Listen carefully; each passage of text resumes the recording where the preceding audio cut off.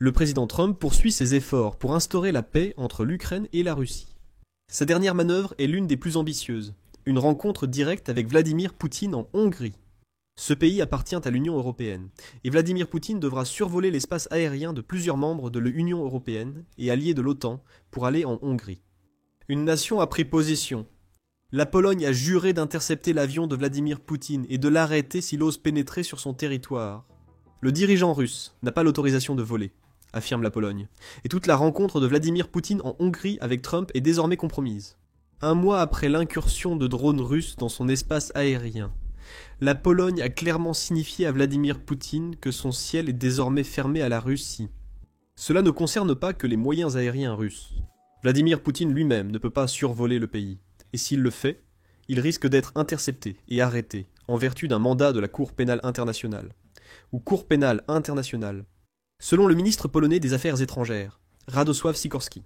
Le Kiev Post indique que Radosław Sikorski a récemment averti fermement le président russe lors d'une interview radio avec un message simple et direct.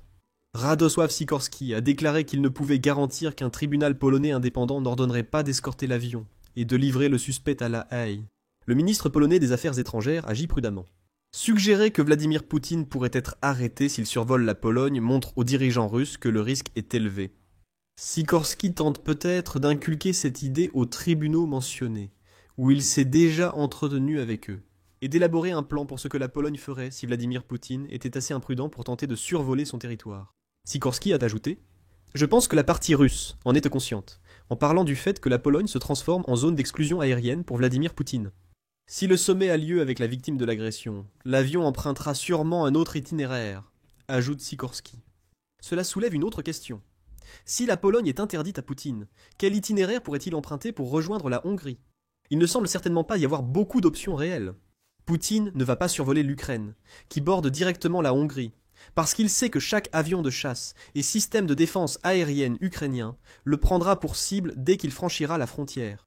Survoler la Slovaquie, qui borde également la Hongrie, n'est pas une option, car Poutine devrait survoler la Pologne ou l'Ukraine pour atteindre la Slovaquie et arriver en Hongrie. Depuis le nord, quant au sud-est, l'espace aérien roumain et serbe sont des options. Le premier est membre de l'Union européenne et de l'OTAN, ce qui rend très improbable qu'il approuve le vol de Poutine. Concernant la Serbie, Poutine aurait pu la survoler, mais il devait d'abord passer par l'espace aérien bulgare. C'est encore un pays de l'OTAN et de l'Union européenne. Mais attendez une seconde, il n'y a que la Pologne qui a déclaré qu'elle arrêterait Poutine s'il essayait d'utiliser son espace aérien. Qu'en est-il de la Roumanie et de la Bulgarie? Le Kiev Post note que tous les États, sauf la Pologne, par lesquels Poutine pourrait passer, sont aussi membres de la Cour pénale internationale, tout comme la Pologne.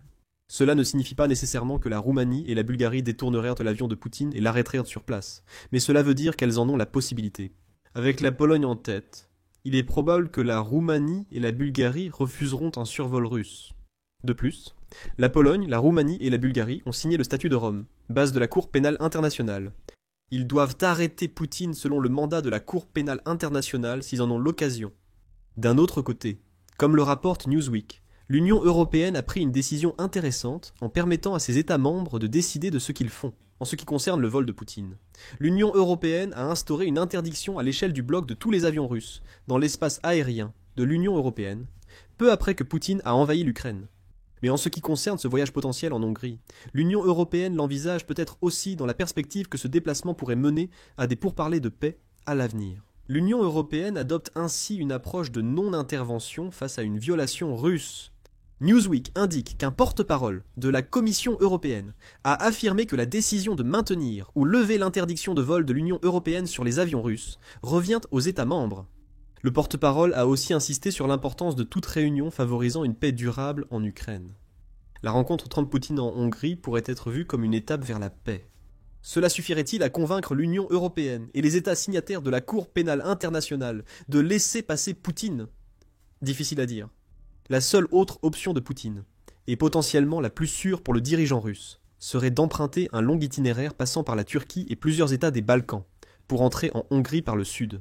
La Turquie n'est ni signataire du statut de Rome ni membre de l'Union européenne, ce qui constitue deux avantages du point de vue de Poutine. Cependant, le pays est membre de l'OTAN, et la Russie n'a jamais caché son désir de démanteler l'OTAN après l'Ukraine. Même la meilleure option pour Poutine reste incertaine.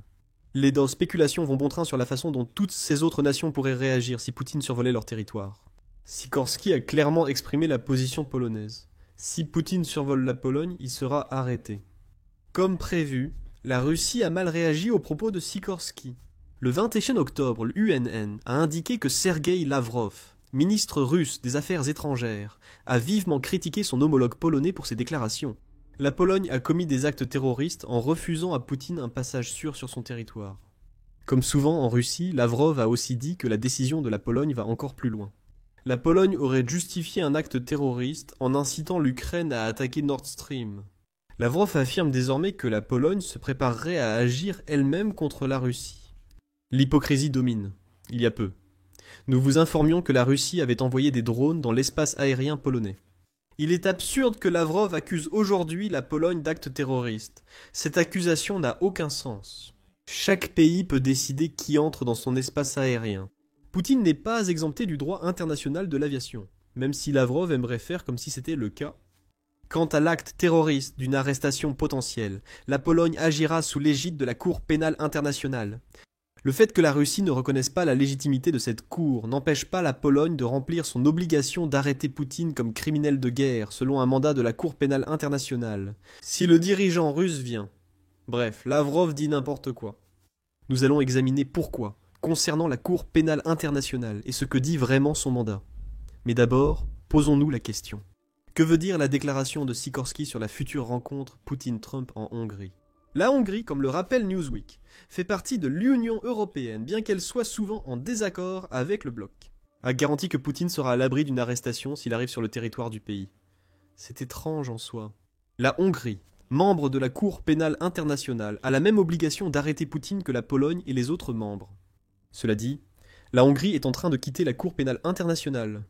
La Hongrie a déjà reçu Benjamin Netanyahou sur son sol, bien qu'il soit visé par un mandat d'arrêt de la Cour pénale internationale.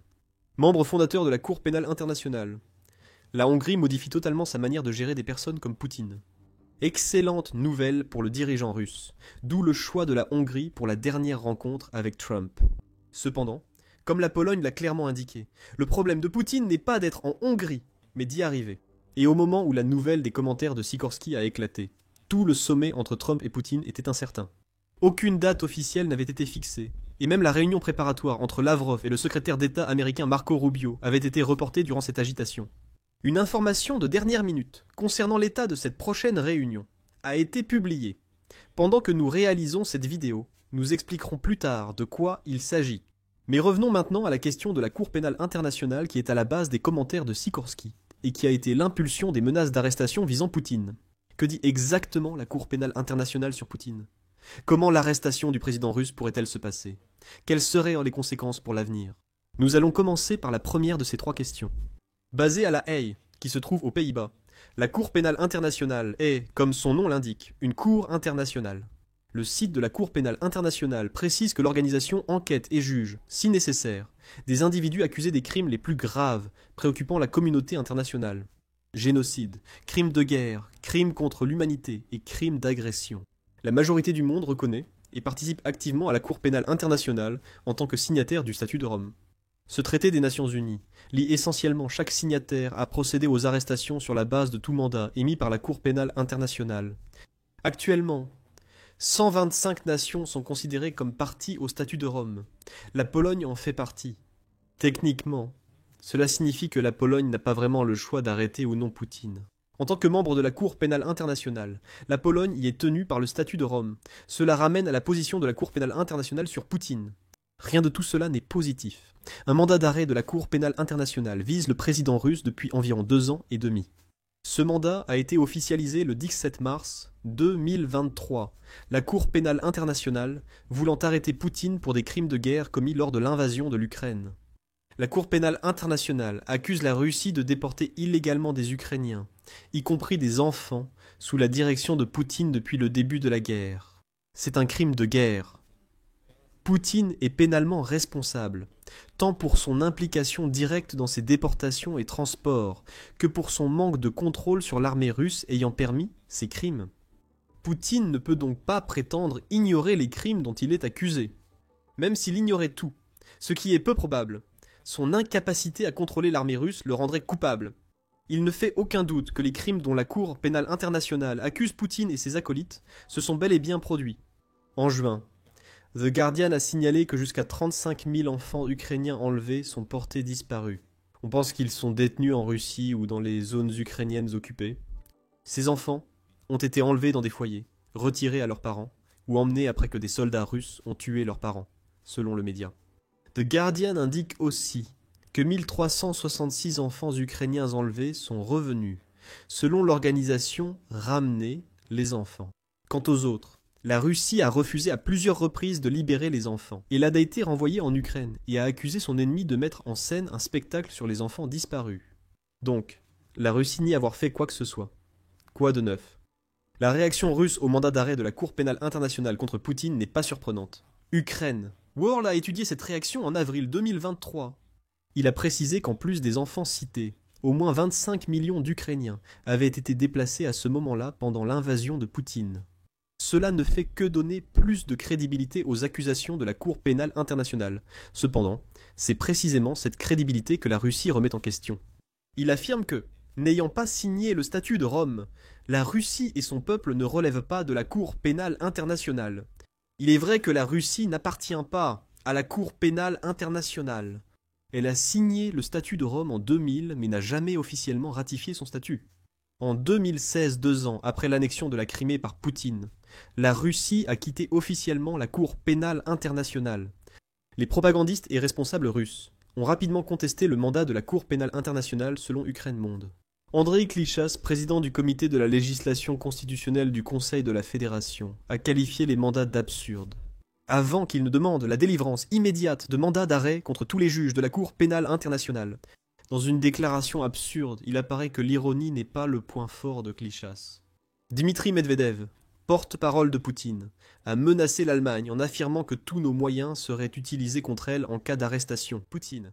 D'autres propagandistes russes ont répété les menaces habituelles de destruction envers tout pays s'opposant à la Russie ou à Poutine. Pour une réponse officielle au mandat, le Kremlin a finalement publié une déclaration qui n'était pas seulement une suite de menaces directes. La Russie et d'autres États ne reconnaissent pas la juridiction de cette cour. Ainsi, toute décision de ce type est juridiquement nulle pour la Russie, a indiqué le Kremlin au sujet du mandat en 2023. La Russie n'était pas satisfaite. Mais le refus de la Russie de rejoindre la Cour pénale internationale n'empêche pas l'arrestation et le jugement de Vladimir Poutine pour crime de guerre par la Cour pénale internationale. La loi russe ne s'appliquera pas si la Cour pénale internationale parvient à mettre la main sur Vladimir Poutine. Certes, la Cour pénale internationale ne peut pas obliger la Russie à livrer Vladimir Poutine en raison du statut de non-signataire de la Russie. Si Vladimir Poutine va dans un pays membre de la Cour pénale internationale, la Russie ne pourra rien dire. La Pologne l'a affirmé. Et la Cour pénale internationale pourra poursuivre Vladimir Poutine pour les crimes reprochés. L'arrestation du dirigeant russe par la Pologne soulève la question de sa faisabilité. Comme l'a rapporté Newsweek en 2023, la Cour pénale internationale elle-même ne dispose pas d'une force de police qu'elle peut utiliser pour arrêter des personnes. Elle s'appuie sur les signataires du statut de Rome pour agir à sa place, ce qui ne favorise pas toujours la Cour pénale internationale. Newsweek cite l'ancien dirigeant soudanais Omar el-Béchir, visé par 2 mandats de la Cour pénale internationale mais ayant voyagé dans plusieurs États membres sans être arrêté. Il semble qu'une obligation d'arrêter ne signifie pas une garantie. En théorie, l'arrestation de Poutine se déroulerait comme tout autre. La police nationale d'un pays, probablement une force fédérale ou équivalente, arrêterait Poutine et le remettrait ensuite à La Haye pour qu'il puisse être jugé. La Pologne pourrait forcer l'avion de Poutine à atterrir s'il entrait dans son espace aérien, ce qui est légal de sa part. En poursuivant une arrestation sous mandat de la Cour pénale internationale, la vraie question n'est pas le déroulement de l'arrestation, mais ce qui suivrait. Il existe plusieurs théories. Sky News a interrogé l'analyste militaire Sean Bell peu de temps après que la Cour pénale internationale a émis son mandat. Il a souligné que le mandat, quelle qu'en soit la raison, pourrait compliquer la persuasion de Poutine à négocier sur la guerre en Ukraine. Tout isolement accru de Poutine comporte un risque. Cela pourrait le pousser à s'entêter et à poursuivre le conflit, selon Bell. Je ne pense pas que cela aidera à mettre fin rapidement à la guerre. On pourrait dire que les paroles de Bell se sont réalisées, car cela semble être le cas aujourd'hui. Trump souhaite voir Poutine en Hongrie, mais la Pologne s'y oppose en raison du mandat de la Cour pénale internationale et des récentes actions russes sur son territoire. Dans quelle mesure cela freine les négociations de paix dépend de l'importance que Poutine leur accorde depuis début 2025. La British Broadcasting Corporation a également supposé que le mandat de la Cour pénale internationale n'aurait aucun impact sur l'approche de Poutine envers l'Ukraine en 2023. Encore une fois, cela s'est avéré exact puisque la Russie n'a à aucun moment réduit l'intensité de ses attaques contre l'Ukraine. Parce que la Cour pénale internationale dit que Poutine devrait être arrêté. Mais supposons que Poutine soit arrêté. Même si la Russie a menacé de riposter immédiatement, le Kremlin n'agirait en fait pas du tout. Olga Lautman, chercheuse principale au Centre d'analyse des politiques européennes, l'a déclaré à Newsweek. Dans le cas hypothétique où Vladimir Poutine serait arrêté par un membre de la Cour pénale internationale, je ne crois pas que la Russie ferait quoi que ce soit. Concernant l'Allemagne ou tout autre État de l'OTAN, la Russie n'agirait pas, parce qu'ils comprennent parfaitement qu'ils ne sont pas prêts à avoir une confrontation directe avec l'OTAN. C'est le principal problème pour Vladimir Poutine. La majorité des membres de la Cour pénale internationale prêts à l'arrêter sont aussi membres de l'OTAN, dont la Pologne.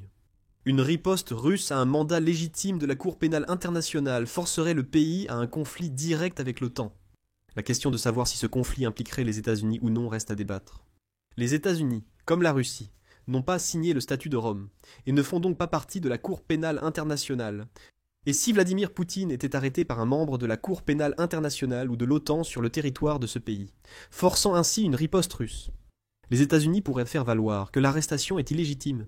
Ils pourraient même affirmer que cette arrestation constitue un acte d'agression ayant déclenché une guerre.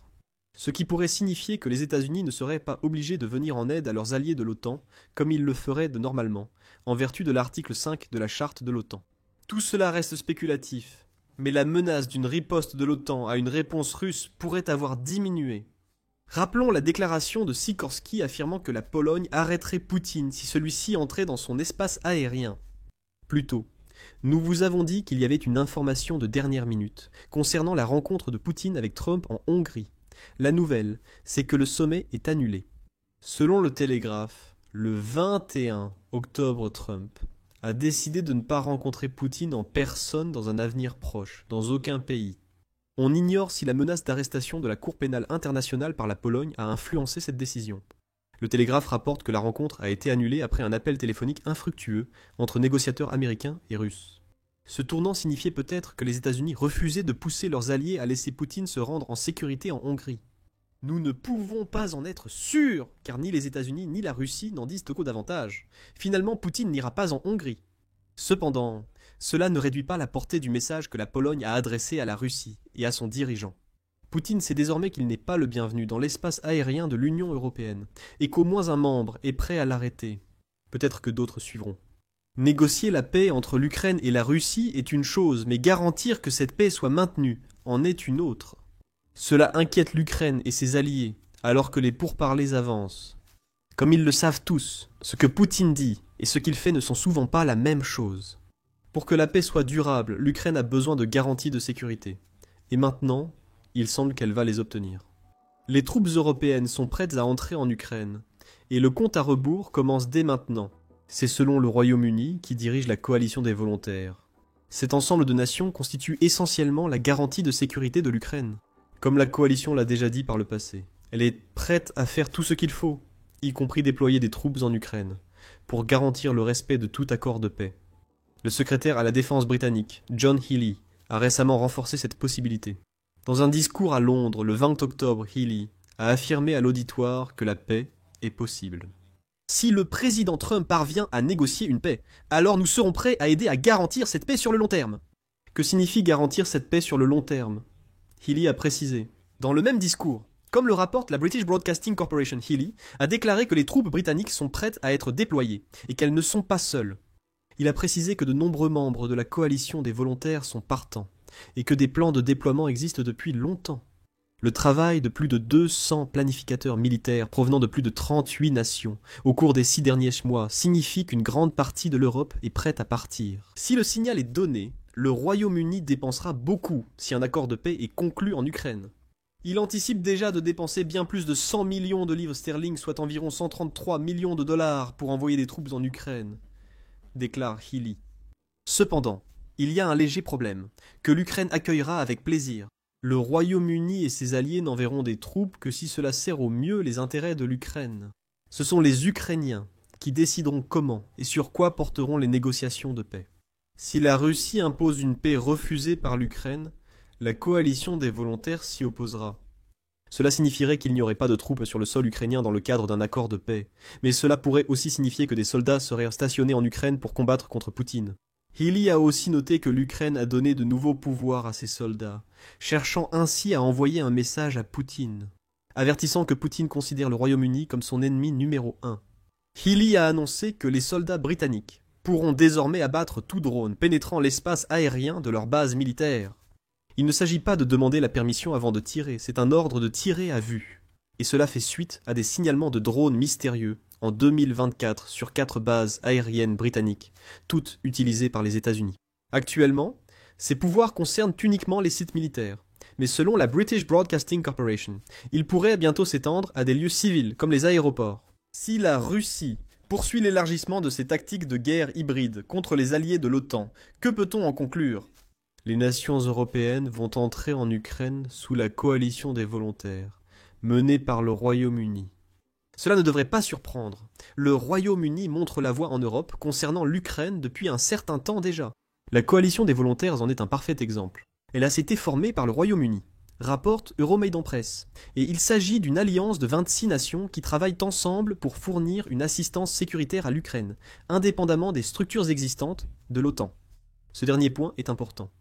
Au milieu des turbulences causées par la relation difficile que l'Ukraine entretient avec les États-Unis depuis le début de 2025, le fait que l'Ukraine ait accès à de tels mécanismes de sécurité pourrait s'avérer vital pour son avenir à long terme. L'Ukraine espère que les États-Unis travailleront à ses côtés pour garantir une paix équitable, mais il n'y a aucune garantie. Dirigée par le Royaume-Uni, la coalition des volontaires a réuni plusieurs membres de l'Union européenne et quelques pays extérieurs. Ensemble, ils forment et équipent une force commune à déployer en Ukraine, pour garantir la souveraineté du pays après la guerre avec la Russie. Cette coalition ne cherche pas uniquement à soutenir l'Ukraine maintenant. Elle veut s'assurer que l'Ukraine continuera d'exister dans le futur, quoi que la Russie tente de faire. En mars, l'Atlantic Council a expliqué que le Premier ministre britannique Saki Starmer organisait des réunions virtuelles avec le président ukrainien Zelensky pour discuter des plans de la coalition des volontaires. Les plans se sont rapidement concrétisés, selon le média. Depuis mars, la coalition est devenue une réelle menace pour les ambitions de Poutine en Ukraine. Le rôle de pionnier du Royaume-Uni dans cette coalition paraît normal. Le Conseil de l'Atlantique note que c'est souvent le Royaume-Uni qui fait le premier pas lorsqu'il s'agit de trouver de nouveaux moyens de soutenir l'Ukraine avec l'Union européenne. Puis les autres suivent. Parmi les exemples, on peut citer le Royaume-Uni, qui a été la première nation européenne à fournir des missiles de croisière à longue portée et des chars de combat modernes qui émigrent à l'Ukraine, ce que d'autres pays ont fait depuis. Le Royaume-Uni, sorti de l'Union européenne après le référendum sur le Brexit de 2016, pourrait avoir moins de barrières administratives pour aider l'Ukraine. Peut-être que le pays réagit simplement plus vite que ses homologues de l'Union européenne. Le Royaume-Uni en profite sûrement. En soutenant l'Ukraine après le Brexit, la Grande-Bretagne montre qu'elle reste un acteur clé de la sécurité européenne. Le Conseil de l'Atlantique souligne que le soutien britannique à l'effort de guerre ukrainien a également permis de surmonter les tensions liées au Brexit et de nouer de nouveaux partenariats avec des pays européens clés tels que l'Allemagne, la France et l'Italie. L'Ukraine ne se souciera pas des autres raisons pour lesquelles le Royaume-Uni tient tant à l'aider à garantir sa souveraineté. Tout ce qui compte pour elle, c'est l'engagement. Le Royaume-Uni a montré à l'Ukraine et à la Russie qu'il est prêt à intervenir si nécessaire. Encore mieux pour l'Ukraine. Il semble très peu probable que le Royaume-Uni revienne sur sa solide démonstration de soutien. On peut le voir dans la création, en janvier, du partenariat de 100 ans entre l'Ukraine et le Royaume-Uni. Ce nom a été choisi pour attirer l'attention des médias. Ce partenariat est destiné à montrer que le Royaume-Uni croit que l'Ukraine restera une nation souveraine pendant de nombreuses années à venir. Si l'Ukraine reste souveraine, cela signifie que la Russie a échoué son invasion. Un siècle de partenariat montre que l'Ukraine n'a rien à craindre pour le soutien à son combat. L'Ukraine sait aussi que la volonté du peuple détermine les actions d'un pays. C'est la force de volonté qui est l'arme secrète et la force motrice en Ukraine en ce moment, alors qu'elle lutte si durement contre la Russie. Le peuple ne souhaite pas revenir à l'ère soviétique. Au Royaume-Uni, l'opinion publique soutient l'Ukraine. C'est du moins ce qui ressort des résultats publiés par YouGov, entreprise mondiale spécialisée dans la collecte d'opinion publique. Elle a remarqué que moins de Britanniques estiment qu'un accord de paix équitable pour l'Ukraine est probable aujourd'hui qu'en début d'année. 66% du public pense que l'Ukraine pourrait devoir céder une partie de son territoire. Et surtout, 57% des Britanniques réagiraient négativement dans ce cas. La plupart des Britanniques estiment que l'Ukraine ne doit céder aucun territoire. Selon le même institut, 65% des Britanniques estiment que la Russie attaquerait à nouveau l'Ukraine dans les 10 ans après un accord de paix. Cela souligne l'importance de la coalition des volontaires et de ses garanties de sécurité. Et peut-être plus important encore pour l'Ukraine, 80% des Britanniques déclarent vouloir que l'Ukraine gagne la guerre. Parmi eux, 87% affirment se soucier beaucoup ou énormément de l'issue du conflit. Ainsi, 69% des Britanniques souhaitent que l'Ukraine gagne et s'en préoccupent réellement. C'est un soutien public remarquable d'un pays qui ne combat pas directement la Russie mais la soutient. Cela suggère que l'opinion publique ne détournera probablement pas le Royaume-Uni de son soutien à l'Ukraine prochainement. Cela nous ramène à la coalition des volontaires et au rôle de leader du Royaume-Uni. Illy ne fait pas que suggérer que le Royaume-Uni est prêt à se déployer en Ukraine. Il le dit clairement. Et il a également confirmé que plusieurs membres de la coalition créée par le Royaume-Uni se joindront à lui pour déployer des troupes sur le terrain. Une fois un accord de paix conclu et l'Ukraine prête à accepter une garantie de sécurité, à quoi ressemblera cette force ? Bien que Illy confirme que des plans sont en place depuis des mois et que l'élaboration de ces plans a impliqué au moins 200 personnes, il ne nous dit pas comment la coalition des volontaires serait déployée. Illy restera sans doute discret, tout déploiement devant se faire avec l'Ukraine. L'Ukraine ne veut peut-être pas encore révéler les plans de la coalition. Néanmoins, nous pouvons spéculer, et plusieurs idées circulent sur ce à quoi pourrait ressembler le déploiement. En août dernier, la coalition des volontaires a sérieusement envisagé d'envoyer des troupes en Ukraine. Deutsche Welle a publié un article sur un possible déploiement de troupes européennes en Ukraine. Certains proposent que les soldats européens servent de casque bleu, comme les troupes de l'Organisation des Nations Unies ailleurs dans le monde. Mais ce concept présume une neutralité européenne inexistante, selon Raphaël Loss du Conseil européen des relations étrangères. Le maintien de la paix ressemble le plus au système de l'Organisation des Nations Unies. Ces forces surveillant les parties en conflit après un cessez-le-feu, a déclaré Loss à EW. Je doute que ce rôle convienne aux Ukrainiens ou à la vision qu'ont les Européens d'eux-mêmes.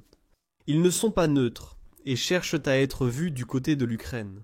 Si l'option de maintien de la paix était choisie, cela impliquerait probablement le déploiement de milliers de soldats légèrement blindés le long des lignes de contact.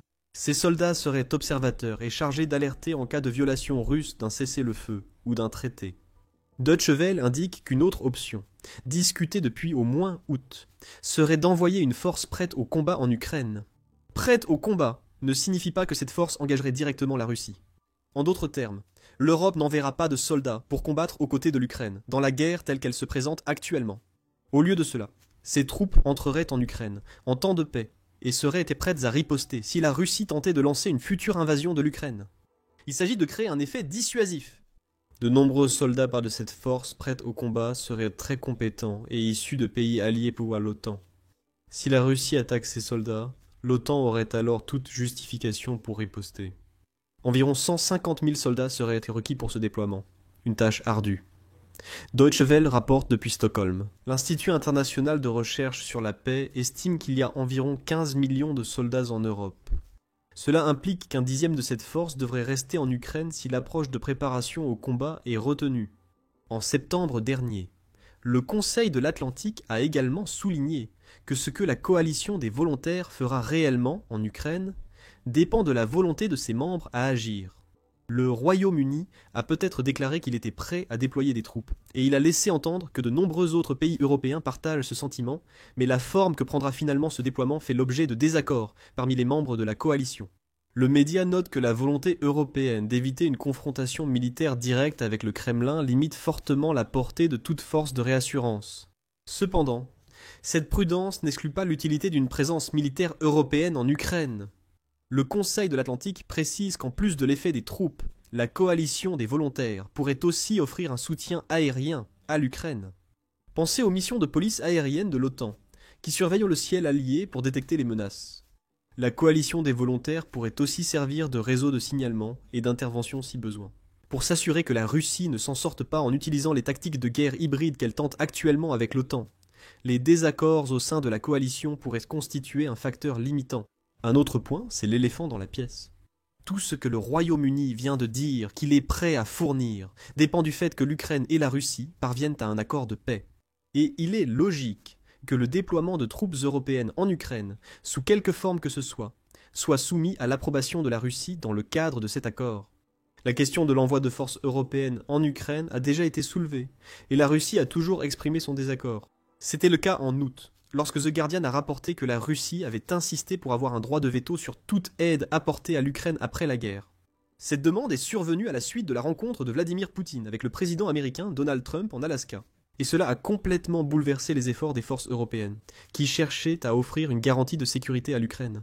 Sergueï Lavrov, ministre russe des Affaires étrangères, a affirmé qu'une proposition européenne d'envoyer des troupes en Ukraine serait une intervention étrangère inacceptable pour la Russie.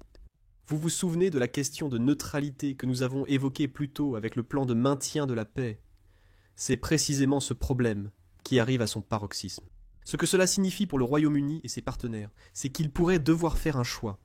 Dans un monde idéal, un accord de paix équitable serait conclu. Et la Russie dit qu'elle est d'accord pour que l'Europe envoie des troupes en Ukraine, quelle que soit la capacité nécessaire pour garantir le maintien de la paix. Ce scénario idéal paraît peu probable, laissant place à une seconde option. La coalition des volontaires intervient quoi que dise Vladimir Poutine. Ce scénario présente un fort risque d'escalade, mais la coalition des volontaires devra peut-être l'envisager, parce qu'un accord de paix ne semble pas près d'arriver de sitôt. Haley a commenté le 20 octobre car Trump devait rencontrer Poutine en Hongrie pour discuter de la paix. C'est pourquoi il mentionne que Trump pourrait jouer un rôle dans un accord de paix. Le président américain a changé d'avis sur ce à quoi pourrait ressembler cette paix au cours des dernières semaines. Le 23 septembre, Trump affirmait soutenir l'Ukraine, assurant qu'elle pouvait retrouver sa forme initiale. À la veille de sa rencontre en Hongrie avec Poutine, Trump a évoqué qu'un accord de paix impliquerait de geler les lignes de front actuelles. Cela signifierait essentiellement que l'Ukraine céderait la majeure partie de la région du Donbass à Poutine, ce que l'Ukraine n'acceptera pas. Après une réunion avec Zelensky évoquant cette cession, Trump a dit aux journalistes « Je ne pense pas qu'ils le feront ». Interrogé sur la victoire possible de l'Ukraine, il a dit « Il pourrait gagner. Je n'ai jamais affirmé qu'il gagnerait. La guerre est très étrange. Beaucoup de mauvaises choses arrivent », a ajouté Trump, qui semble indécis. Finalement, cela paraît sans importance. Le Télégraphe a annoncé le 21 octobre l'annulation totale des pourparlers de paix prévus en Hongrie. Le média affirme que la Russie a refusé les conditions de cessez-le-feu proposées par les États-Unis. Avant la réunion en Hongrie, Lavrov et le secrétaire d'État américain Marco Rubio se sont entretenus au téléphone. Selon le Télégraphe, la discussion est devenue tendue lorsque Lavrov a refusé la proposition américaine, geler la ligne de front actuelle lors d'un cessez-le-feu. Les États-Unis semblent avoir interprété différemment cet échange. La Maison-Blanche a qualifié l'appel téléphonique de productif et l'a confirmé. Une réunion supplémentaire en personne entre le secrétaire et le ministre des Affaires étrangères n'est donc pas nécessaire. Aucun projet de rencontre entre le président Trump et le président Poutine prochainement. Étant donné que la réunion en Hongrie a fait la une des journaux ces derniers jours, cela semble être une déclaration étrange à faire. La Russie a sans doute refusé d'abandonner ses exigences maximalistes. Peut-être en percevant une faiblesse des États-Unis, prêts à faire céder du territoire à l'Ukraine. La paix que certains Européens espérèrent de la rencontre entre Poutine et Trump n'aura pas lieu. Les négociations sont revenues à leur point de départ, laissant l'avenir du Royaume-Uni et de sa coalition incertain. L'Europe pourrait être prête à se déployer, mais sans accord de paix, il n'y a aucune opportunité de le faire. Autrement dit, sauf si la coalition veut risquer la colère de la Russie en entrant en Ukraine pendant la guerre. Si cela arrive, la Russie reculera-t-elle, ou une guerre européenne éclatera-t-elle? Seul l'avenir le dira. L'Ukraine ne se bat plus seulement sur les lignes de front, affrontant les forces russes dans les régions occupées comme Luhansk et Donetsk. Désormais, elle mène une seconde guerre, une guerre secrète de l'autre côté de la frontière et à l'intérieur même de la Russie. En Russie, les drones et missiles ukrainiens frappent de plus en plus souvent l'ouest, le centre et l'est, ciblant des bâtiments militaires et des infrastructures stratégiques. À mesure que ces attaques se multiplient, il devient nettement plus difficile pour le président russe, Vladimir Poutine, de dire à son peuple que tout va bien. Petit à petit, l'illusion de sécurité qu'il s'efforce tant de créer est en train d'être anéantie. Et de nombreux Russes se réveillent face à la réalité dure de ce conflit. Ce phénomène se produit dans toute la Russie, mais il est particulièrement répandu dans la région de Briansk, située dans l'ouest de la Russie, coincée entre l'Ukraine au sud et la Biélorussie au nord. Abritant plus de 11 millions d'habitants et s'étendant sur 13 458 miles carrés, la proximité de Briansk avec l'Ukraine en a fait une cible privilégiée pour les forces de Kiev. Et à mesure que la région subit une pression croissante, les responsables locaux ont de plus en plus de mal à convaincre la population que tout va bien et qu'ils n'ont rien à craindre. Il y a seulement quelques jours, dans la nuit du 20 octobre, le dernier raid ukrainien sur Briansk a eu lieu, et il est fascinant de voir comment les responsables du Kremlin ont rapporté le raid par rapport à la façon dont les plateformes d'information locales et les médias de Briansk ont réellement couvert l'incident. À Moscou, le ministère russe de la Défense a sobrement reconnu cela dans un communiqué. 2 simples drones ukrainiens auraient prétendument franchi la frontière depuis la région de Tchernihiv, en Ukraine, pour entrer à Briansk, avant d'être vite détruits par la défense aérienne russe. Le communiqué officiel a ensuite précisé qu'il n'y avait eu ni blessés, ni morts, ni dégâts. Si ce rapport est exact, alors il semble que ce soit un incident totalement insignifiant, à peine digne d'être signalé ou discuté plus en détail. L'armée russe a repéré quelques drones et les a abattus, et c'est tout. Du moins, c'est ce que le Kremlin veut que tout le monde pense. Cependant, en creusant un peu plus cette histoire, les agences de presse locales de Briansk dressent un tableau très différent des événements, un tableau bien plus chaotique et préoccupant du point de vue de la Russie. Des rapports provenant de la ville de Klintsy, qui compte environ 60 000 habitants, et se situe à l'extrême sud-ouest de la région de Briansk, à une courte distance des frontières avec la Biélorussie et l'Ukraine, signalant que la nuit a été marquée par le drame et la peur pour les habitants. Selon leurs témoignages, des alertes aériennes et des sirènes ont retenti toute la nuit, accompagnés des bruits des canons anti-aériens et des équipes mobiles de mitrailleuses tirant vers le ciel dans une tentative désespérée d'abattre les drones ukrainiens. Des images partagées sur la chaîne Telegram Astra confirment partiellement cela, montrant l'alerte aérienne diffusée en boucle à la télévision d'un habitant de Klintsy. Des rapports locaux indiquent également qu'il y a eu, en fait, plusieurs cas d'impact de drones et de dégâts sur des bâtiments locaux, ainsi qu'un résident. Un adolescent a aussi été blessé sur place. Une chaîne d'information locale sur Telegram intitulée Nous écoutons Klintsy a fourni un compte rendu détaillé des événements de la soirée. Au cours de la nuit, des nazis ukrainiens ont attaqué la ville de Klintsy en utilisant des drones à voilure fixe, des véhicules aériens sans pilote. À la suite des actions barbares des forces armées ukrainiennes, un adolescent né en 2010 a été blessé. Une équipe d'ambulanciers a prodigué aux garçons tous les soins médicaux nécessaires sur place. Des fenêtres ont été endommagées dans 2 immeubles d'habitation. 3 véhicules civils ont été endommagés par des éclats d'obus. Les autorités donneront plus de détails après inspection des lieux le matin. Même le gouverneur Alexandre Bogomaz n'a pu cacher ce qui s'était passé. Sur sa propre chaîne Telegram, Bogomaz a écrit « De nouvelles attaques ignobles des forces armées ukrainiennes contre des civils. Une inspection officielle des dégâts aura lieu le matin. » Ces 2 versions contrastées des événements ne pourraient guère être plus différentes. Les déclarations du ministère russe de la Défense indiquent qu'aucun événement notable n'a eu lieu à Briansk le 20 octobre. De nombreuses agences de presse locales et le gouverneur régional publiaient aussi des informations sur des attaques ignobles. Et des nazis ukrainiens bombardèrent leur région, endommageant des véhicules, des bâtiments et plus encore. Ceux qui suivent la guerre de près depuis un certain temps savent déjà que c'est exactement le genre de scénario qui se produit régulièrement. Très souvent, lorsque l'Ukraine lance une frappe réussie de quelque nature que ce soit sur le sol russe, la machine de propagande du Kremlin s'active instantanément, utilisant tous les moyens à sa disposition pour dissimuler la vérité. Le ministère de la Défense a publié de nombreuses déclarations affirmant que seuls des dégâts minimes ont été subis, ou, dans certains cas, qu'aucun dégât n'a été causé aux sites militaires, raffineries, ports ou usines de production.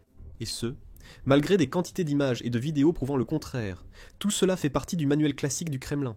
En cachant la vérité, en déformant le récit et en masquant les faits, Poutine peut continuer à tromper au moins une partie de la population russe, en lui faisant croire qu'il contrôle totalement la situation. Que l'opération militaire spéciale se déroule toujours comme prévu et que leur patrie est aussi puissante qu'elle ne l'a jamais été. Plus important encore, cela crée l'illusion de sécurité mentionnée précédemment.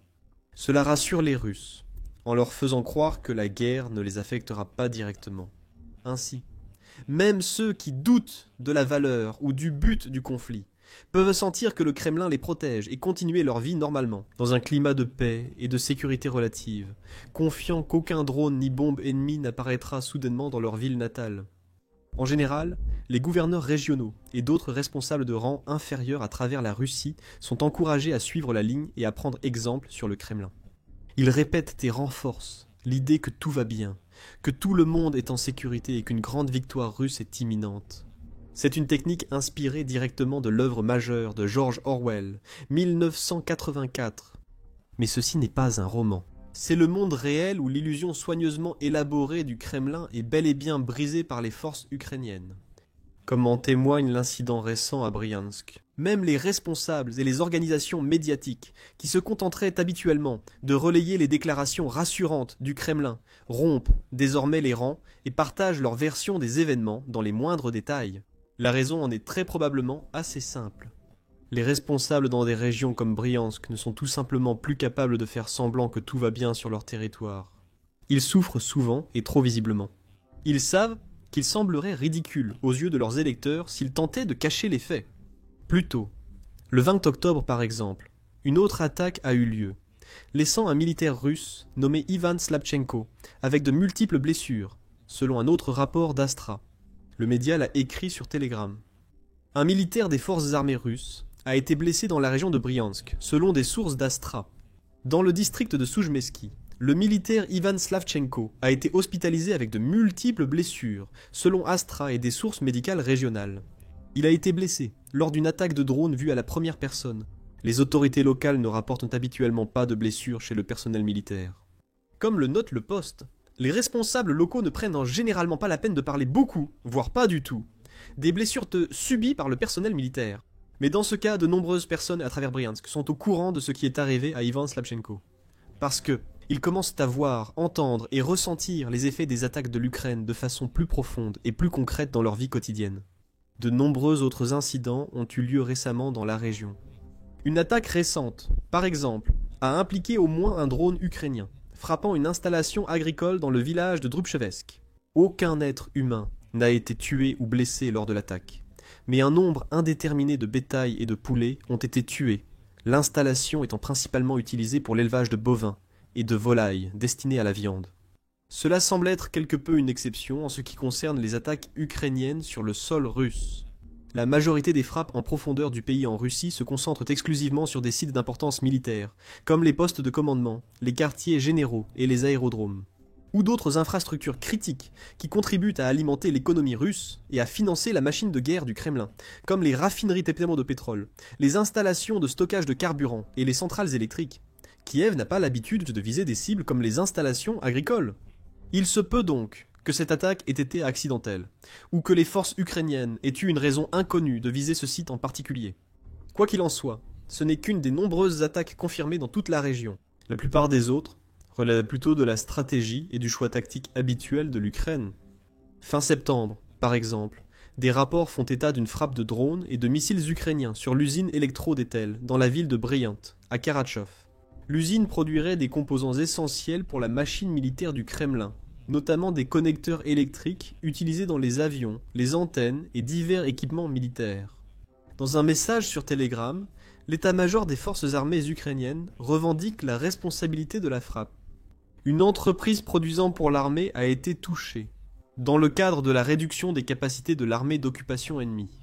Le 29 septembre, des unités des forces de missiles et d'artillerie des forces armées ukrainiennes, en coopération avec d'autres composantes des forces de défense, ont lancé 4 projectiles lors d'une frappe de missiles sur l'usine de Karatchev. Elektro-Detel, Karatchev, région de Briansk, Russie. Portée de vol supérieure à 240 km/h. Usine de Karatchev. Elektro-Detel fabrique divers connecteurs électriques pour les secteurs militaires et industriels, tels que des modèles basses, haute fréquence et combinés. Les produits sont utilisés dans l'aérospatiale, l'électronique, la fabrication d'instruments et d'autres industries. Cela inclut notamment des connecteurs pour circuits imprimés, équipements militaires, aéronefs, antennes, stations de base et autres systèmes, ainsi que des composants pour divers instruments de mesure. Des explosions et un incendie ont été enregistrés sur le territoire de l'installation. Des images et des vidéos se sont également rapidement répandues sur les réseaux sociaux, révélant toute l'ampleur des dégâts. Alors que d'épais nuages noirs de fumée remplissaient le ciel et que les bruits d'explosions résonnaient dans la ville. Peu après, une vague d'attaques plus féroce a touché la région, les forces ukrainiennes visant 3 cibles distinctes à Bryansk, toutes dans le secteur de l'énergie. Une importante centrale thermique à Clancy, un poste électrique et une station de pompage d'oléoduc. Selon Astra, dans la nuit du 6 octobre, la région de Bryansk a subi une attaque massive de missiles. 2 missiles ukrainiens ont touché la centrale thermique de Clancy. Les dommages au centre de distribution ont interrompu l'approvisionnement en gaz de l'usine. Selon des sources du ministère russe des situations d'urgence, plus de la moitié des habitants de la ville étaient privés de chauffage cette nuit-là. Astra ignore le type de missile utilisé lors de l'attaque, mais avait déjà géolocalisé des images de Clincy. Après le bombardement, la centrale thermique Klintsov-Sakaya, centrale thermique, une centrale de cogénération au gaz, se situe à Clancy, dans l'oblast de Bryansk. C'est la source de chaleur principale de la ville. De plus, la station de répartition de la ligne A-Dix-Tilorsk dans la région de Bryansk a de nouveau été attaquée pendant la nuit. Il s'agit d'une station de production et de contrôle linéaire appartenant à Transneft Druzhbourg, société anonyme. La station avait déjà été attaquée le 22 septembre, comme l'a rapporté Astra. De plus, le poste électrique de Natopovichi a été attaqué, provoquant des coupures de courant dans 2 districts pendant 1 heure. 3 cibles ont été détruites en une seule nuit. Des dizaines de milliers de personnes se sont retrouvées sans chauffage chez elles. D'innombrables habitants regardaient depuis leurs fenêtres, tandis que les missiles ukrainiens traversèrent le ciel et que des incendies illuminèrent la nuit. Des histoires semblables se produisent partout en Russie. Et avec autant de personnes qui voient littéralement ces attaques de leurs propres yeux, et beaucoup qui défient la loi du Kremlin en filmant les incidents et en partageant les images en ligne. Il n'est plus possible pour Poutine et ses innombrables fonctionnaires obéissants de faire comme si tout allait bien. La Russie est attaquée et une partie de plus en plus grande de la population peut le voir, surtout à Bryansk, qui est, selon certains rapports, l'une des régions les plus durement touchées de toutes. Ceci est sans aucun doute dû au fait que, comme mentionné précédemment, elle est située si près de l'Ukraine, en plus du fait qu'elle abrite diverses infrastructures énergétiques et importantes, y compris ces cibles de grande valeur que l'Ukraine a pris l'habitude de neutraliser ces derniers mois. De plus, une grande partie de Bryanska est recouverte de forêts et de marécages, offrant une couverture idéale pour les raids et attaques secrètes ukrainiens. En plus des incidents précédents, la région a subi une nouvelle attaque de drones et missiles de croisière contre la centrale électrique de Bryansk et les transformateurs voisins, coupant l'alimentation en électricité de plus d'1 million de citoyens russes pendant plusieurs jours. Peu de temps après, une salve de roquettes d'artillerie de précision fabriquées aux États-Unis a frappé un nœud critique de l'oléoduc Druzhba, non loin du village d'Unetcha. L'Ukraine a également établi des forces transopérationnelles derrière les lignes ennemies, attaquant l'infrastructure russe de l'intérieur et prenant l'ennemi par surprise.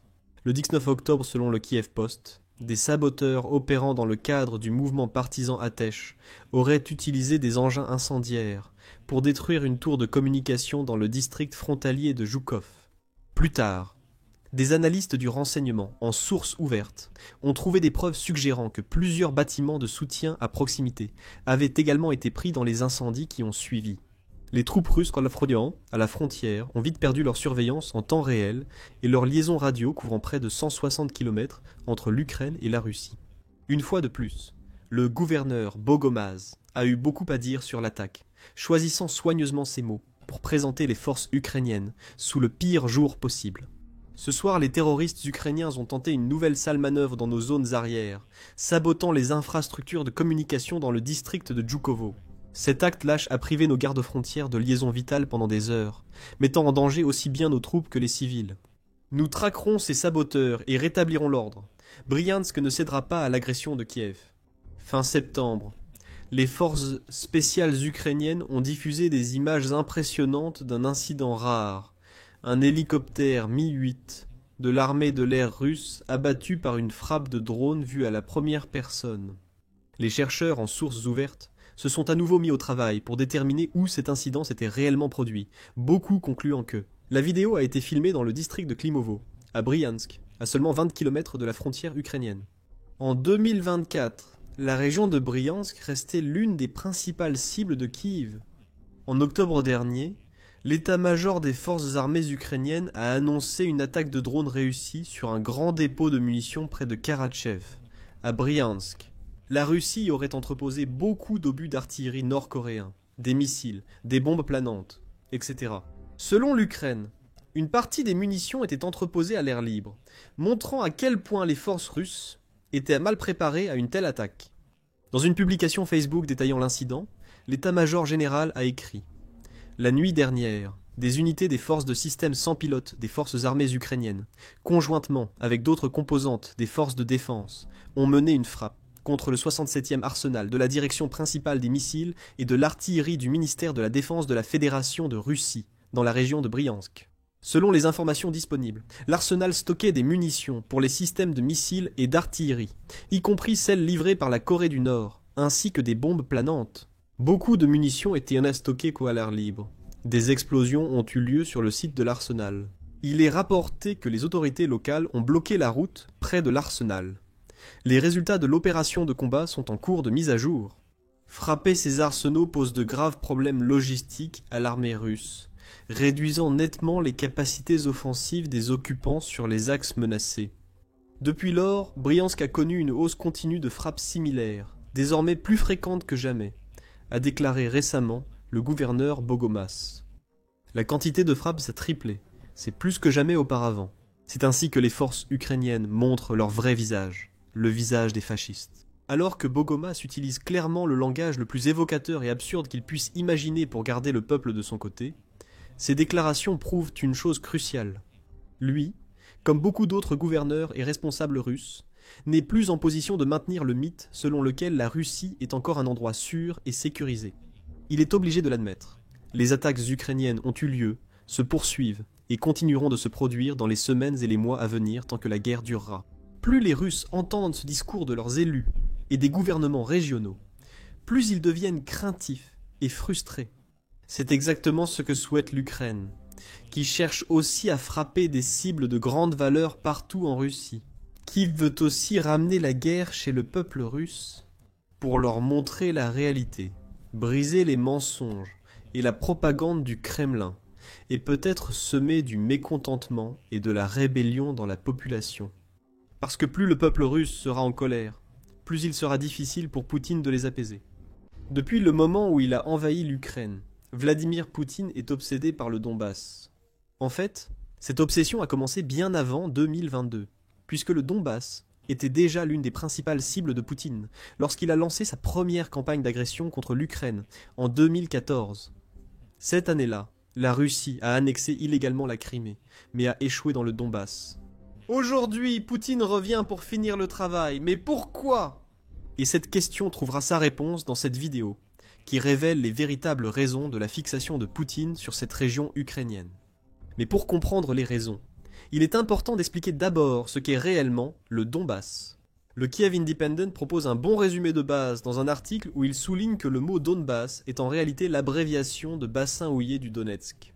Cela montre l'importance industrielle historique de la région. Le surnom Donbass couvre plus de territoire qu'on ne le pense. Ceux qui suivent la guerre en Ukraine savaient probablement que Louhansk et Donetsk font partie du Donbass. Ce sont deux des oblasts sur lesquels Vladimir Poutine a concentré la majeure partie de son attention depuis le lancement de son invasion en 2022. La Russie occupe actuellement 99% de Louhansk et environ les 3/4 de Donetsk, ce qui montre à quel point ces oblasts sont essentiels pour la campagne de Vladimir Poutine. Al Jazeera a indiqué en août que la Russie contrôle environ 88% du Donbass. Cependant, le Donbass inclut aussi l'oblast de Dnipropetrovsk et selon certaines définitions historiques, des parties de cet oblast et de celui de Rostov. En Russie, ce sont tout de même Louhansk et Donetsk qui font la une des journaux, et il y a une bonne raison à cela. Selon le Kiev indépendant, ces deux régions constituent le cœur du Donbass, et elles ont servi de moteur économique pendant des décennies. Cela était vrai sous l'occupation soviétique comme depuis l'indépendance de l'Ukraine, car Louhansk et Donetsk sont essentiels pour l'acier, le charbon, la machinerie et l'agriculture ukrainien. Cela donne un indice important sur l'une des raisons pour lesquelles Poutine est tellement obsédé par le Donbass. Cependant, la première raison à aborder et peut-être celle qui est la plus directement liée à la guerre que Poutine mène en Ukraine.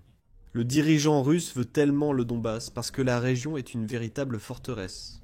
En ce moment, l'Ukraine utilise cette forteresse pour se défendre, le Donbass constituant une ligne de défense majeure, que l'Ukraine utilise pour empêcher les forces russes d'atteindre Kiev. Pour la Russie, s'emparer du Donbass, c'est aussi contrôler la forteresse, que l'Ukraine utilise si bien, ce qui, en retour, rend beaucoup plus difficile pour l'Ukraine de lancer des contre-offensives significatives. Comme le souligne TVP World, les villes clés de Pokrovsk, Kramatorsk et Sloviansk contribuent toutes à la réputation du Donbass comme une région extrêmement difficile à attaquer. Ensemble, ces villes et d'autres constituent la ceinture de la forteresse. La Russie estime que sa chute marquera la fin de la défense ukrainienne. Du moins, c'est ce qu'affirme The Conversation, qui a publié un article en août soulignant également ce point. La ceinture de la forteresse mesure environ 50 km. De Sloviansk, au nord de Donetsk, à Kostiantynivka, au sud. La conversation mentionne le média russe URA, qui dit que la ceinture de la forteresse de Donetsk est la dernière grande défense des forces ukrainiennes. Au-delà, Kiev n'a pas d'autre ligne de défense préparée jusqu'à Zaporijia et la région de Dnipropetrovsk. L'armée russe peut avancer jusqu'au fleuve Dniepr. Cependant, cette affirmation doit être prise avec précaution, car elle vient d'une source russe. Conserver la ceinture de forteresse reste crucial pour l'Ukraine. Voilà pourquoi l'Ukraine a tant œuvré à faire de cette ceinture un piège mortel pour les soldats russes. Les fortifications de la ceinture sont protégées par des tranchées, de vastes champs de mines et des barrières anti-chars. Les drones ukrainiens patrouillent sans cesse et attaquent dès qu'ils détectent un déploiement de troupes russes ou une unité mécanisée. L'Ukraine renforce toutes ses fortifications depuis la première incursion de la Russie dans le Donbass en 2014 et elles se sont révélées très efficaces. Selon le ministère des Finances ukrainien, l'armée russe a subi plus de 113 millions de pertes depuis le début de la guerre en Ukraine. Ce chiffre s'explique en grande partie par les attaques constantes de la Russie contre les fortifications du Donbass ukrainien. Prendre le contrôle du Donbass permettrait d'éliminer ces fortifications, ce qui signifie que la Russie pourrait perdre beaucoup moins de soldats lors de futures offensives. Cela ouvrirait également un passage vers le centre de l'Ukraine, où l'avancée de la Russie pourrait être beaucoup plus rapide sans la ceinture fortement fortifiée sur son chemin. Kirill Martynov, rédacteur en chef de la Novaya Gazeta, a expliqué à Current Time que l'Ukraine a aussi beaucoup investi dans la défense du Donbass, notamment Donetsk. Demander à l'Ukraine de céder le reste de la région de Donetsk est irréaliste, au vu de ses capacités de défense futures. Martynov affirme que Poutine essaye de conquérir la région de Donetsk depuis 11 ans et lui céder cette région. Ces zones fortifiées sous contrôle ukrainien sont en fait un accès à Kharkiv et Dnipro. Poutine a donc une raison pratique de vouloir le Donbass. Il voit la région comme essentielle pour que la Russie progresse davantage en Ukraine. Avec la ceinture de forteresse de Donetsk contrôlée par la Russie, Poutine estime que cette avancée serait plus rapide et moins coûteuse qu'au Donbass. Ajoutez à cela le fait d'avoir une ceinture de forteresse à lui. Et Poutine a un intérêt stratégique très clair dans cette région de l'Ukraine. Mais la stratégie n'est pas la seule raison de l'obsession de Poutine pour le Donbass. On pourrait même dire que ce n'est pas du tout une raison d'obsession. Il est logique que la Russie tente de briser l'une des fortifications les plus redoutables d'Ukraine. Non, il y a d'autres raisons pour lesquelles Poutine est tellement déterminé à prendre le Donbass. Et la prochaine raison fait écho à quelque chose qui a été évoqué plus tôt dans la vidéo. Le Donbass est une puissance économique. La région a servi de cœur à l'économie ukrainienne pendant une grande partie de son histoire moderne, avec les industries du charbon et de la métallurgie mentionnées précédemment, qui sont particulièrement importantes. En 2013, c'était l'année précédant la première tentative de Poutine d'annexer la région. Ces industries ont contribué à ce que le Donbass est un produit intérieur brut régional, ou produit intérieur brut d'environ 27 milliards de dollars. Revenons avant 2014. Le Centre pour la recherche économique et commerciale ajoute que le Donbass représentait environ 15 à 7% du produit intérieur brut total de l'Ukraine. C'était aussi le foyer de 14 à 7% de la population ukrainienne, avant la première tentative d'annexion de la Russie. Ce ne sont pas de petits chiffres. Les actions de la Russie dans le Donbass avaient également un impact sur l'économie ukrainienne bien avant l'invasion de 2022, rapporte le Kiev indépendant. D'après le Centre de recherche en économie et en affaires, le conflit a coûté à l'Ukraine jusqu'à 146 milliards de dollars par an entre 2014 et 2020, totalisant environ 102 milliards de pertes. Mais le facteur économique va plus loin que cela. Ce n'est pas seulement ce que la Russie peut coûter à l'Ukraine qui obsède autant Poutine. Le dirigeant russe a les yeux rivés sur le Donbass parce que la région possède un potentiel énorme. Les terres rares deviennent de plus en plus précieuses chaque année, et l'Ukraine en possède des tonnes. Environ 5% des matières premières critiques mondiales sont en Ukraine, selon la British Broadcasting Corporation. Cela comprend 90 millions de tonnes de graphite, un tiers du lithium européen, et 7% du titane du continent. Ce ne sont que quelques exemples. L'Ukraine ayant aussi d'importants gisements de plomb, cuivre, uranium, beryllium, cobalt, argent, nickel, manganèse et autres métaux rares. Devinez où se trouve une grande partie de ces minéraux précieux. La réponse, c'est le Donbass, occupé en grande partie par la Russie. Les analystes estiment que le Donbass contient environ 40% des ressources minérales critiques de l'Ukraine, faisant partie d'un trésor plus vaste de la richesse minérale du pays, estimé entre 15 et 18 000 milliards de dollars. Il y a une petite réserve ici, car toutes les ressources de la région ne seront pas accessibles, quel que soit le contrôle du Donbass. Cela reste un chiffre énorme, et cela met en évidence le fait que le Donbass est un véritable trésor que Poutine est désespéré de vouloir exploiter. Les États-Unis reconnaissent la valeur des ressources minières ukrainiennes. Ils ont signé un accord avec l'Ukraine pour créer un fonds d'investissement destiné à la reconstruction du pays après la guerre, en utilisant ses réserves minérales. Les États-Unis, bien sûr, auront des moyens de tirer profit de ce fonds, comme en fournissant des développeurs et des experts en infrastructure pour superviser la reconstruction. Poutine n'est pas du tout aussi subtil dans ses efforts pour exploiter le Donbass et ses ressources. Il veut simplement contrôler toute la région. Cela signifierait que tout le sous-sol du Donbass appartiendrait à la Russie. L'occupation russe d'une grande partie du Donbass lui permet de contrôler environ 40% des réserves minérales ukrainiennes, selon Al Jazeera. C'est de l'argent que Poutine aimerait réinjecter dans l'économie russe, après une guerre qui a déjà coûté à son pays environ 211 milliards de dollars, selon Social Europe. Cela semble être une estimation prudente, d'autant plus que l'Ukraine estime que chaque jour de guerre coûte environ 1 milliard de dollars à la Russie. La réticence de la Russie à communiquer des statistiques précises rend difficile de connaître le chiffre réel. Le contrôle du Donbass permettrait à Poutine de compenser en grande partie tous les dégâts économiques qu'il a causés à son pays. Et cela nous amène à la troisième raison majeure pour laquelle Poutine est obsédé par le Donbass. Il croit que toute la région fait déjà partie de la Russie. Poutine s'appuie depuis longtemps sur l'histoire pour justifier l'invasion russe de l'Ukraine, y compris le Donbass. TVP World souligne que la revendication russe sur la région remonte au XVIIIe siècle, lorsque Catherine la Grande a étendu la conquête européenne de la Russie vers les Balkans. Cette expansion, appelée Nouvelle Russie, est devenue le monde russe, impliquant pleinement l'Ukraine. Vladimir Poutine a évoqué le concept de monde russe après l'annexion de la Crimée.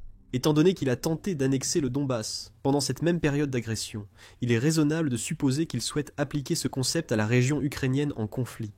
Bien sûr, Vladimir Poutine a tendance à ignorer l'histoire avant que la Russie ne contrôle l'Ukraine, ainsi que les événements mondiaux, comme l'effondrement de l'Union soviétique, qui ont conduit à l'indépendance de l'Ukraine. Ce type d'événement ne compte pas dans la vision biaisée de l'histoire mondiale de Vladimir Poutine, car cela gênerait ses objectifs. Le président russe a créé et exploité plusieurs mythes pour justifier l'intégration du Donbass à la Fédération de Russie. L'un des mythes les plus persistants, selon le Kiev indépendant, est l'idée que le Donbass appartient naturellement à la Russie.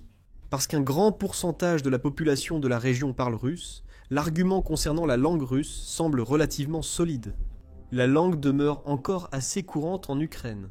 En 2004, un sondage de l'Institut international de sociologie de Kiev a montré que 46% des Ukrainiens parlaient russe chez eux. Les oblasts de Donetsk et Louhansk avaient une forte proportion de russophones. 93% et 89% de leur population. Le problème avec ces chiffres, que Vladimir Poutine est trop heureux de répéter, c'est qu'il ne raconte pas toute l'histoire. Oui, une grande partie de la population du Donbass parle russe, mais cela ne signifie pas qu'il se considère comme russe. La même enquête a révélé qu'en 2004, seuls 39% des habitants de Donetsk se disaient russes. Il est vrai que 55% des habitants de Louhansk ont déclaré être russes, ce qui constitue une faible majorité. Pourtant, ces chiffres prouvent que le Donbass n'est pas aussi russe que le prétend Vladimir Poutine. Ces statistiques datent aussi de plus de 20 ans. Avançons jusqu'en mai de cette année. Et le groupe de réflexion ukrainien, le centre Razumkov, a mené un sondage intéressant. Il a sondé des russophones d'Ukraine sur leur opinion de la Russie et a constaté que 82% en avaient une opinion négative. Les déclarations de Poutine affirmant mener une croisade pour sauver les russophones d'Ukraine. La majorité de cette population, y compris de nombreux habitants du Donbass, ne souhaite apparemment pas être sauvée. La Russie ne s'est pas aidée en tentant de gagner les cœurs et esprits du peuple du Donbass. 3 ans d'assauts constants ont ravagé la région et détruit ses infrastructures. Les approvisionnements en eau ont été fortement touchés. Beaucoup de personnes dans le Donbass n'ont désormais d'autre choix que de boire de l'eau, en bouteilles, car leur approvisionnement à domicile n'est plus utilisable. Comme l'a expliqué une femme de Louhansk au Kiev Independent. Parce que l'eau qui sort du robinet est jaune, sent mauvais et est de mauvaise qualité, nous achetons de l'eau potable, mais ce n'est pas bon marché.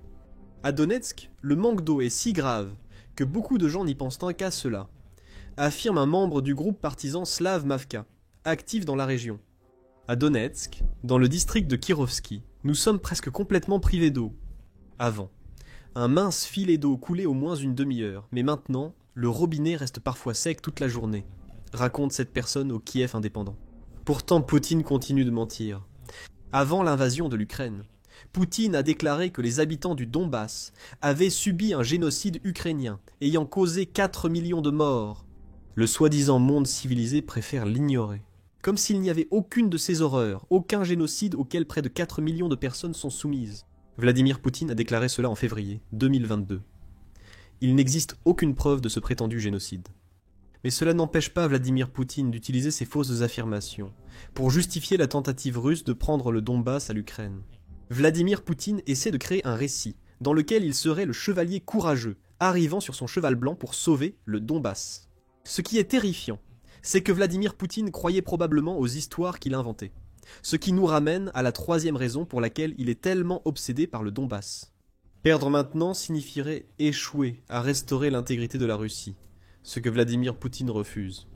Le président russe ignore ou feint d'ignorer que ses mensonges sur des génocides et le désir du Donbass d'être russe dissimulent les vrais dégâts qu'il a causés à la région. Vladimir Poutine poursuit son avancée, sacrifiant des milliers de soldats pour ses ambitions dans le Donbass. La question est maintenant de savoir si Vladimir Poutine réussira à prendre la région qu'il convoitait tant. On évoque que l'Ukraine pourrait devoir céder le Donbass pour un accord de paix avec la Russie. Le 19 octobre, le président américain Donald Trump a suggéré que l'Ukraine découpe le Donbass de manière à ce que la Russie en contrôle la majeure partie. Trump a déclaré aux journalistes à bord d'Air Force One qu'on le laisse découper comme il l'est actuellement.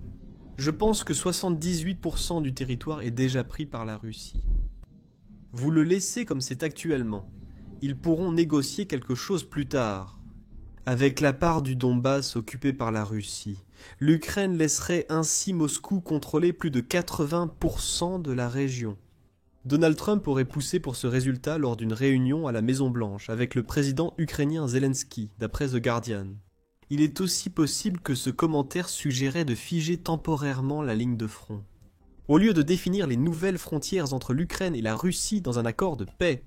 Interrogé sur une demande à l'Ukraine de céder le Donbass à la Russie, Donald Trump a répondu « Non, nous n'en avons jamais discuté. Nous pensons qu'ils devraient juste s'arrêter là où ils sont actuellement sur la ligne de front. » Il est donc difficile de savoir ce que le président américain attend de l'Ukraine concernant le Donbass.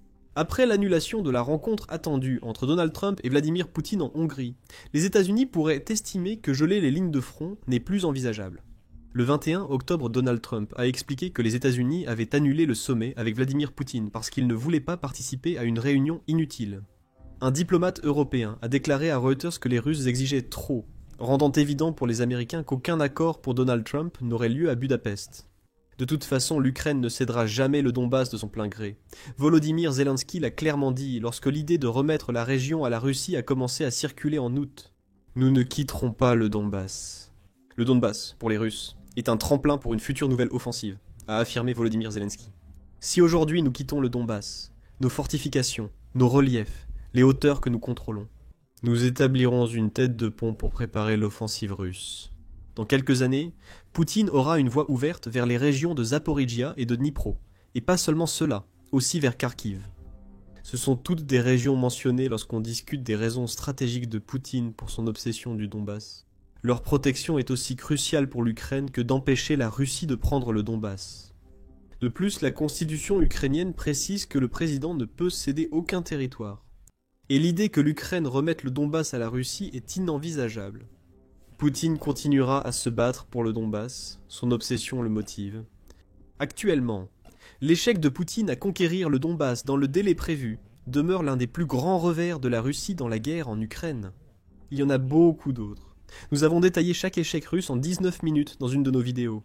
Allez la voir pour constater l'échec de Poutine dans l'invasion de l'Ukraine. Si vous avez aimé cette vidéo, abonnez-vous à The Military Show pour d'autres analyses sur la guerre en Ukraine et ses causes.